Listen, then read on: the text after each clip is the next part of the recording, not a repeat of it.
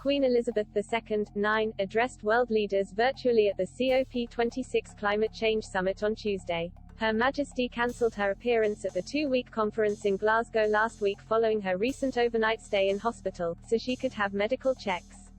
She was also advised by doctors last week to take 2 weeks rest and only conduct light, desk-based duties. Appearing in a recorded video message from Windsor Castle, the Queen called on the politicians at COP26 to act for the sake of our children and our children's children. Britain's longest-serving monarch, who next year is set to celebrate 70 years on the throne, said, "None of us will live forever."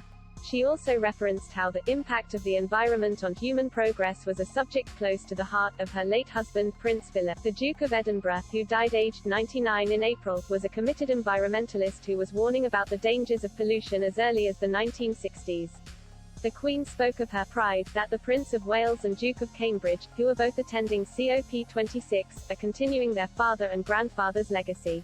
Last month, the Queen spent her first night in hospital in 8 years as she underwent preliminary investigations. The checks, which Buckingham Palace said were not related to COVID-19, came after she cancelled her planned 2-day trip to Northern Ireland. The Daily Mirror's royal editor Russell Myers has said that a lot of people will be concerned about the Queen's health amid the news.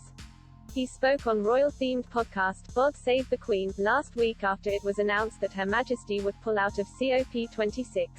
Host Zoe Fawzi asked him about the monarch's medical situation, which she said had been a big topic of conversation. He said, "I think that there will be an awful lot of people who will be quite concerned at the news this week. The Queen will not be attending the COP26 climate change conference. Of course, this was the major event that the royal family were being pushed front and center to be at. It's no doubt a huge blow for the government." Mr. Myers also referred to the rare criticism of world leaders the Queen was overheard unleashing as she opened the Welsh Parliament in Cardiff last month. Microphones picked up the monarch speaking about COP26 and saying that it is really irritating when leaders talk, but they don't do. Mr. Myers said the Queen was really disappointed and had reluctantly decided to not travel to Glasgow.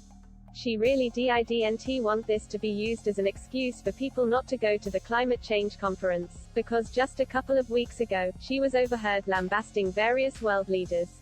She didn't name them, but I think we can guess the ones that she was referring to. Possibly President Xi of China, Putin of Russia, and indeed Scott Morrison from Australia, and really criticizing them for not committing to this big climate change conference. I think that just shows you how committed she was to the event. It'll be a big blow to the organizer. To subscribe to Pod Save the Queen, go to your normal podcast provider.